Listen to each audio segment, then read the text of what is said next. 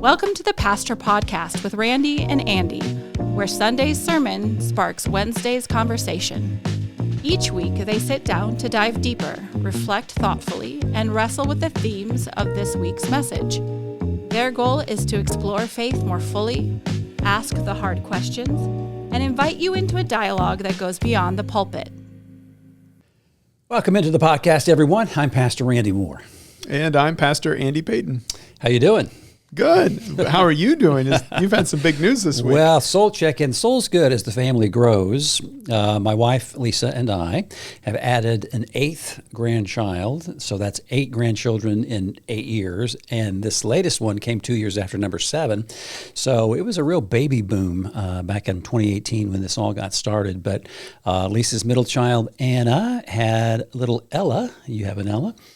Little Ella yesterday. We were talking about it with my Ella. We were telling my Ella we have another Ella in the neighborhood. So, and she was excited about it. So, it's been good. This is day 2, and she's doing well, and Anna's doing well, and good. Alex, the father, he's doing well as well. So, awesome. Yeah, so that's always good. It's always good to add to the family.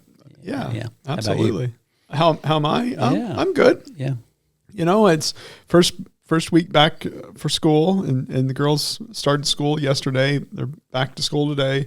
And then it's odd because we do the stagger start with EVSC. And so Wednesday, Thursday, they're not in school again. And then Friday, everybody comes together. Right. But we're off to school again. So, that's exciting. It's a shift. Yeah. You know, Harper is in our neighborhood, and we have a ministry to Harper School. And of course, I've mentioned this many times before, but I went to Harper School. And so our Harrison High School 50th reunion is coming up in September. And I'm sure this is this way with a lot of people. My closest friends really came out of that Harper experience, even more than the Harrison experience. And so I bumped into Harper's new principal just the other day, and I said, we would love to bring a Harper class of 1972 group over for a tour. So I've been working on that as well. So, yeah. That's awesome. I know Harper has a new principal. Yeah. I've not met him yet, but... Megan Budo.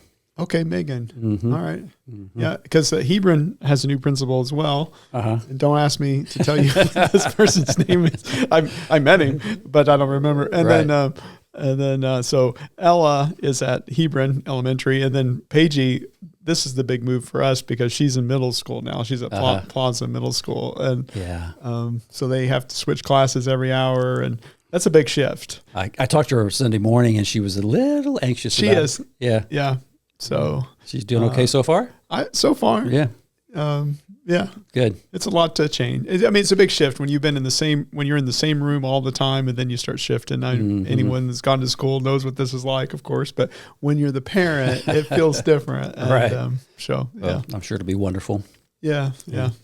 All right, well, let's jump right in. We've started a new sermon series for the month of August, and why don't you tell us about it? Just give us the broad overview first before we dive into the first message. Our series for the next 4 weeks is going to be, we call it The Next Faithful Step, and the idea is pretty straightforward in that a lot of us, we would like to have a 5-year plan from God. This is what's going to happen, but that's not how it goes. Really, what God gives us is enough light within our lives to just take that next faithful step. And really, what our lives become are really an accumulation of just taking those next faithful steps over a period of time. And so if I was going to say what we talked about this past weekend, put it in a nutshell, it would be that in the season of uncertainty, when you find yourself in a pit, if you will, the next faithful step is simply to trust.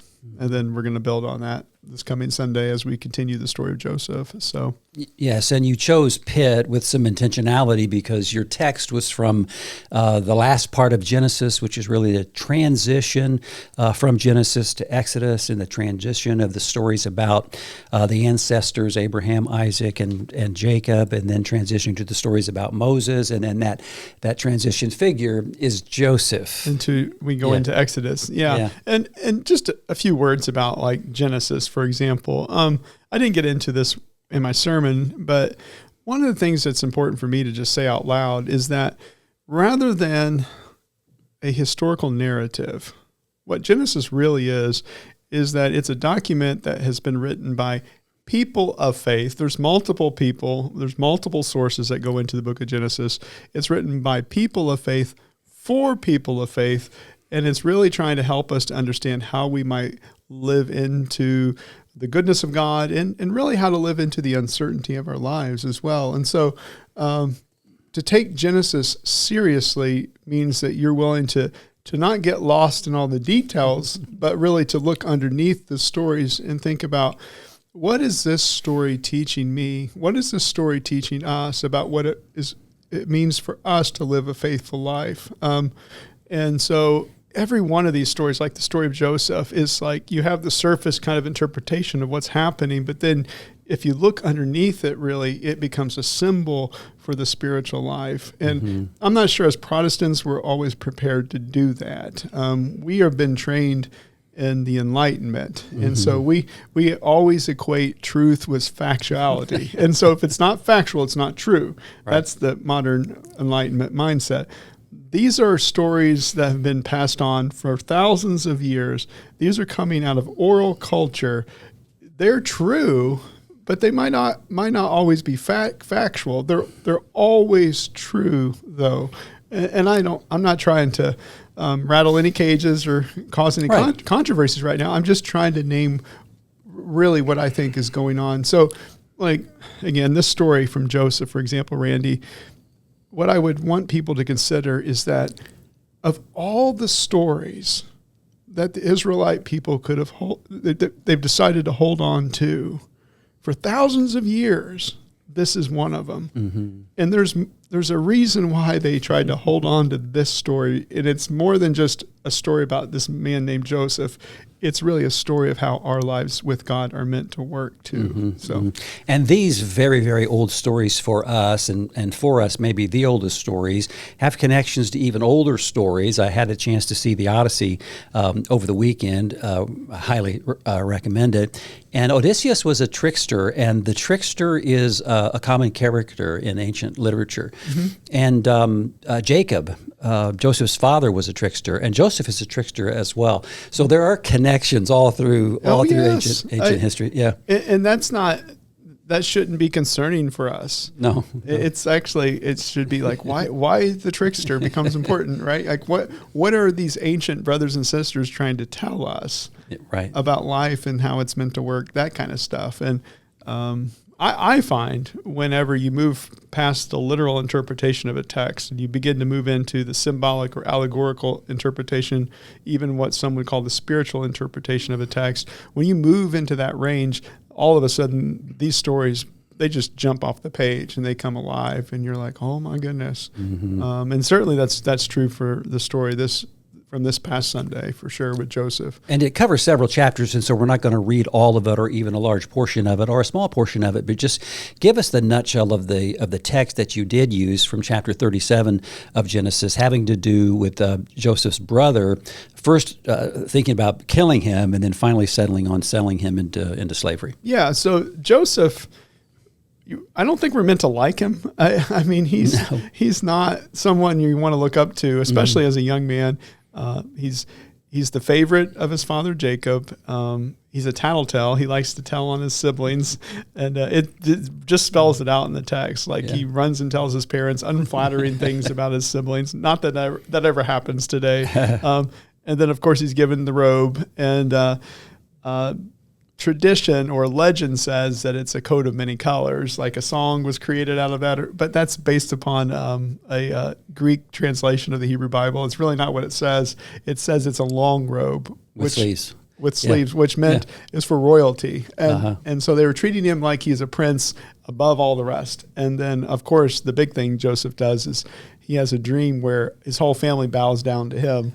And so finally the brothers, they've had enough, and they decide they're going to kill him originally, but then the oldest brother, Reuben, talks them down. And so they settle on throwing him into a dried up well, and ultimately they sell him into slavery. And so they throw him into the pit, really. And so that idea of a pit it's much more than just a geographic place or a physical. More than a hole in the ground. It's more than a hole in the ground. It's a symbol. It's a symbol of a spiritual life. And you see it in the Old Testament Hebrew Bible too, because the word the word Hebrew word occurs, I think, 70 times throughout the Hebrew Bible, and sometimes the pit describes a person's relationship with God.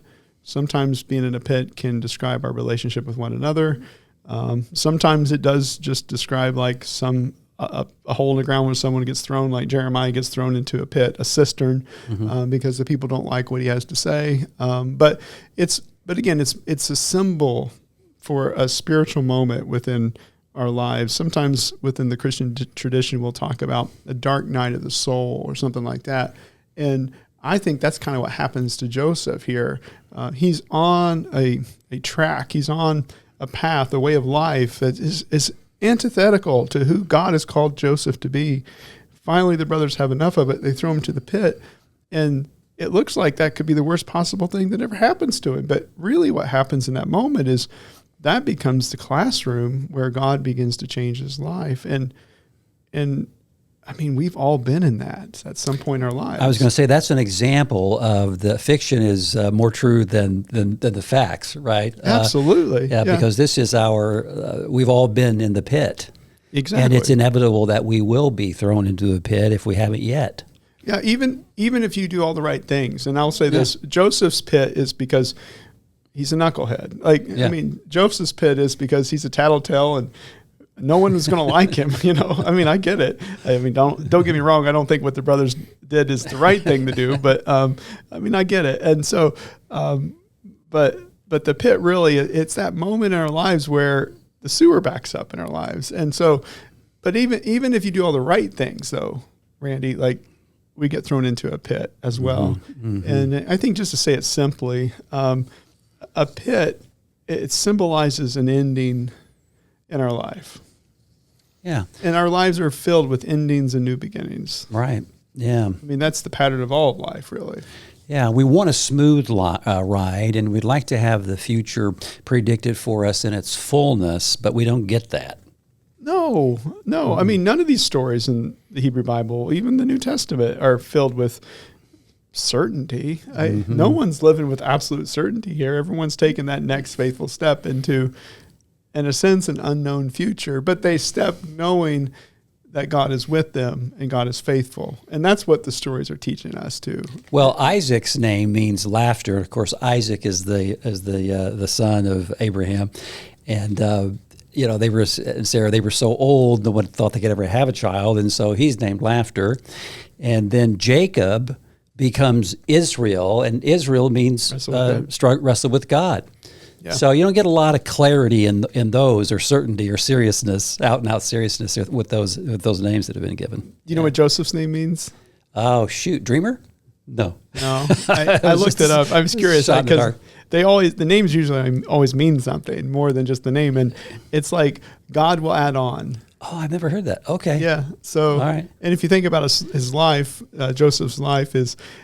Everything ends up being taken away from him. Mm-hmm. Like he loses his freedom, he loses his family, he ends up going to Egypt. All these things he's just getting stripped away of everything. His robe is gone. And every single time that happens, though, God adds on something else. God adds on something else. And it's this story of faithfulness, really. Like when something is taken away from our lives, the faith tells us that's painful, that's difficult, but God will add on. God will add on. And that becomes really the story of Scripture, really. The ending is never the final word. There's always new life around the corner. And certainly as Joseph's story unfolds, where eventually comes the brothers that throw him into the pit, they come back to him eventually, and there's this line. So our lesson was from Genesis 37 on Sunday, but there's a line in Genesis 50 when they finally I guess you could say reconcile to an extent, but it's actually, Genesis 45. Okay. Genesis 45, where it says, Joseph says to his brothers, what you intended for evil, God intended for good to preserve life. Yeah. And that's God's faithfulness in a nutshell. That line is gold. The Hebrew word for intended can also be translated as weaved. Mm-hmm. So the brothers weaved a plan of evil where they were betraying him and trying to kill him and get rid of him. And God used all of those bad choices, evil choices, and it continued to add something on and bring forth good. And and the sibling rivalry itself rings true. Yeah. We talk about family values, and it's all about family, but all we have to do is pause and realize that things don't always go so swimmingly, even in our that's just families. not life at all. Yeah. There's no normal family in the Bible. They all are dysfunctional. And but you know what? I mean, that's the world, right? Like, we all have our challenges. We all have our struggles. So yeah. I think the part of your message that I really stopped and thought of, and you've already touched on it, was these two kinds of pits. You know, there's the pit that we choose, and there's the pit that we don't choose. That is somehow it's an accident, or it's chosen. If you want to look at it this way, it's chosen for us. Yeah, and both can be good. So start with the ones that we do choose. The pits that we do choose are necessary endings within our lives. And I use the image of a rose bush. I'm not a gardener, but I'm told that a rose bush will naturally produce more buds than it can actually maintain. And I think that's a pretty strong metaphor for our own lives. The tendency is to fill ourselves up with more good things than we really can maintain. And so the first kind of necessary ending in our life could be cutting out some good things in our lives so that the better things can begin to flourish. That's so interesting, because there are so many good things there. I mean, that story tells us that these buds, they're not bad. They're all good. There are just too many of them. Yes. There are too many of them. And so rather than hoard all these things and more, what do I focus on? Right. Yeah. What do I let go of and then focus on? Yeah. Right. And one place to go in terms of deciding, every person's unique, and every person's relationship with God is unique to them. I would say that.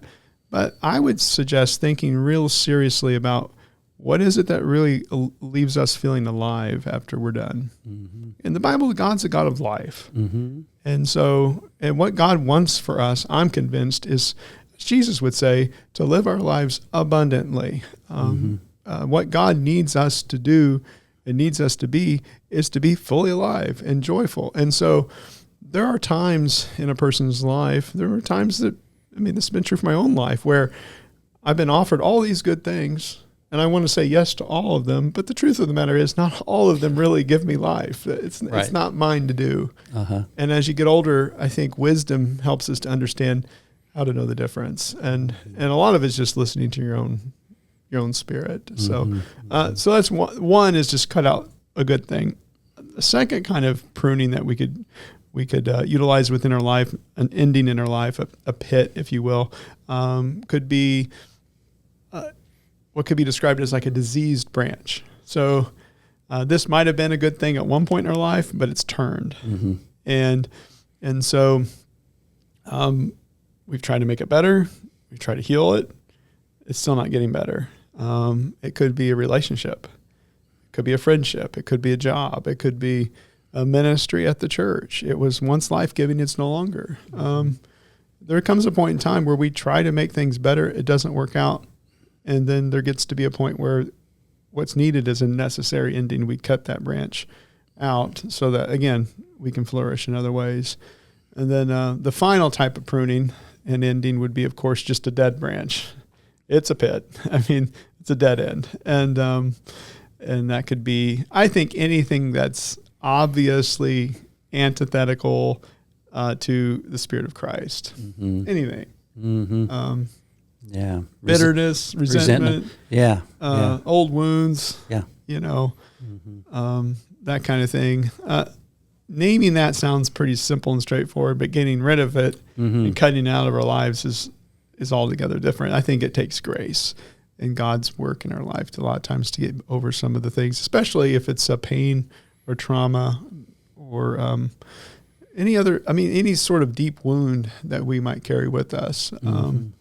Although I will say, I think the first step to getting better is just to name it. Absolutely. If you don't name it, it's just going to remain hidden. And influence your life, our lives. More often than not, with a very strong hold that you just don't want to let loose of. You become you identify with it. I'm the wounded one now, and we're the victim, and And we've all been there. Mm-hmm. Not everyone's wound's the same, but we've all been hurt in some way. Mm-hmm. And that's why I think Jesus talks so much about forgiveness. Yeah. Throughout the Gospels. How many times do we forgive? How many? Well, infinitely, Christ would say. Mm-hmm. And it's like this protective measure that we take to keep ourselves from drying up and whittling away, so spiritually speaking. So Yeah, those so are all things we can choose. Yeah, those are endings we choose, and we have some control over those, even though it is difficult. But then there are things that are out of our control. Oh, yeah. I mean, and that's more Joseph. I'm like, it's debatable. I mean, there were some things in his life that were very much under his control.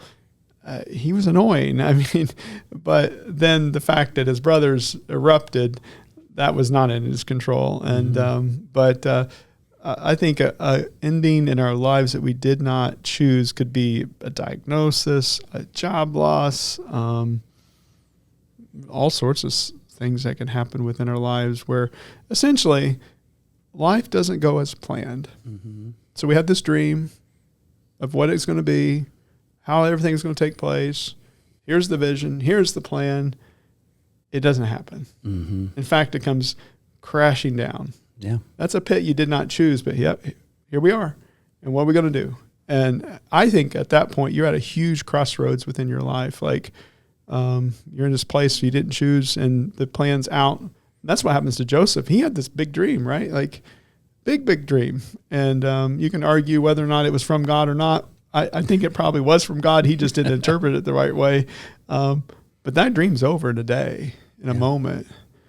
And certainly we've all been there. So the question then becomes, what are we going to do? Mm-hmm. And what the scriptures invite us to do is to take the next faithful step. And when the dream comes crashing down, the next faithful step is simply to trust. Mm-hmm. I don't have the plan. I don't know what the plan is going to be. I don't even know what the new life is going to be like. But I'm going to walk my life. I'm going to live my life with integrity. And I'm going to believe that God's with me. And somehow God's going to weave goodness out of this. Even if it was intended for evil. Yeah. God's going to bring goodness out of it. Mm-hmm. Sometimes it takes time. Takes patience. Oh, trust. I mean, look at Joseph's life.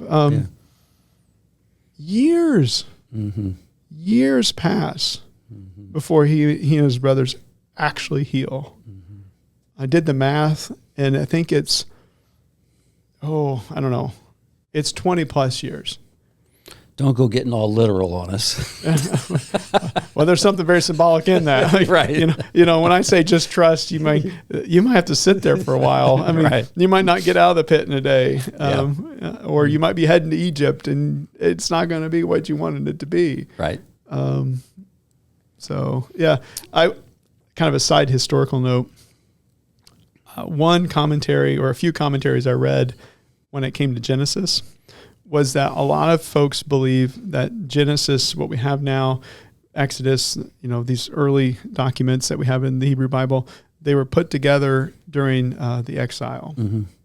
So just think about that. If you're a person living in exile, so what I mean by exiles, and I think it's 587 BC, Babylon comes in, takes out Israel and Jerusalem and all that, brings a lot of the leadership to Babylon into exile, takes them away from their homes. They were thrown into a pit. Yeah. And so this is a story about a people who have been thrown into a pit, trying to describe to them how to live while they're there. Mm-hmm. That's the story. And to me, that adds a whole new layer of richness to this moment. But anyway. Yeah, well, there's the world, behind the text, and that's the world of the, like, for instance, in Jesus' case in the first century. And then there's the world in front of the text, and that's the world of the writer. And that's always important, right? Yeah. And in the case of the Gospels, it's 30, 40, 50 years later. So the world that they're experiencing has an influence on how they receive what they're writing about, how they understand what they're writing about. And what they're responding to. Mm-hmm. Mm-hmm. Yeah. So you finished up, as you always do, with some practical advice, some suggestions. Here's what you might want to try if any of this is hitting home for you. And you brought up Ignatius. Yeah. You might as well go all in. Yeah. I mean, so Ignatius was ends up becoming a priest, I guess, but lived in the 1500s. And his story is pretty interesting. If you've ever looked into Ignatius, he was wounded in battle, thrown into a pit, and his conversion really comes about by him reflecting on the different options for his life. Mm-hmm. He thinks about, what if I'm successful? What if I have wealth? What if I, build my way up? Much like what we would in the modern world do today. And he realizes that it might lead to short-term happiness, but not long-term. Mm-hmm. And then he thinks about his life, if he follows Christ, if he follows after the example of the faithful saints, and he realizes that it might be difficult at first, but long-term, that's the way to go. That's his conversion, really. And so he distills that into a prayer practice he calls the prayer of examine, where a person typically at the end of the day, or you could do it, I guess, at the beginning of the day, but you reflect on the previous day, where you think through the experience of that day, the highs, the lows, what happened, how you responded, and you think where did you respond faithfully? Where did you not respond faithfully? Where did you feel close to God? Where did you not feel close to God? So you take the time to really examine your life. And to use an illustration, think of it like you play the DVD of the day and you kind of fast forward through your day, and then you invite the Holy Spirit to say, okay, Paul's right here. Uh-huh. Yeah. And think about your motivation in this moment. Mm-hmm. Okay, Paul's right here. Mm-hmm. Think about your emotional reaction to this moment. How did you deal with that? Did you deal with that in a faithful way? Did you deal with it in a way with integrity, or is it something you need to work on? And then, okay, fast forward again, Paul's right there, that kind of thing. So, yeah. Makes me think of instant replay or studying film. Yeah. I can't say I do it every day, but Randy, I can say that when I do it, it becomes very interesting to think through our hidden motivations and how we're emotionally reacting throughout our day. Journaling is the same way. Yeah. It does the same thing. That's the stuff of religion that is good, very, very helpful. Those practices are very, very helpful. Well, Wesley would say there is no sanctification without the means of grace. Yeah. Sanctification is a fancy word for transformation, really, but without practices, spiritual practices within our lives, there's just not going to happen. Mm-hmm. So if you think you're going to show up on a Sunday and not think about the rest of the week and do it over again, truth is you're just scratching the surface at best. You're not going to get very far. Mm-hmm. It really means if you're really going to take this kind of journey seriously, you have to dig in and think about what are my hidden motivations and where is God calling me to grow and take that next faithful step. And yeah. Okay, let me try an analogy. So church as a filling station, right? And so you get filled up on a Sunday morning, and then you just burn it all off throughout the week until you arrive at church the next Sunday empty. Mm-hmm. So there has to be stops along the way through the week so that you don't have to have such a big tank to fill up on Sunday morning. How do you like that one? That's a good one. Can you work with it? I mean, yeah. I think that's good. I mean, and sometimes the tank runs dry, Yeah. We go on a Sunday afternoon drive and it's dry already. And, then we act like we can run the rest of the week without refueling. That's a good one. Yeah. Yeah. Okay. Next week, what is the next step, the next faithful step? Well, we're going to continue to look at the story of Joseph. Going to focus more on his brothers and the healing that they go through, and invite that to be, or use that in a way where we think about our own healing of our hearts, where we get beyond the surface of our lives and invite God to heal us of these kind of hidden motivations and these hidden wounds that we carry with us. Very good. You're off to a really good start. Looking forward to this Sunday. All right. Yep. Pastor Andy, thanks a lot. Thank you so much for listening to our podcast, for watching. If you like what you're hearing, would you pass it on? We're trying to grow our audience here bit by bit. And because we think what we have to say is really, it's a good message. It's a loving message, we think. And so we are not shy about sharing it. So thanks again. Hope you have a wonderful week. Talk to you next time. Thank you for listening to the Pastor Podcast with Randy and Andy. We hope you'll join us next week. We see Christ in you.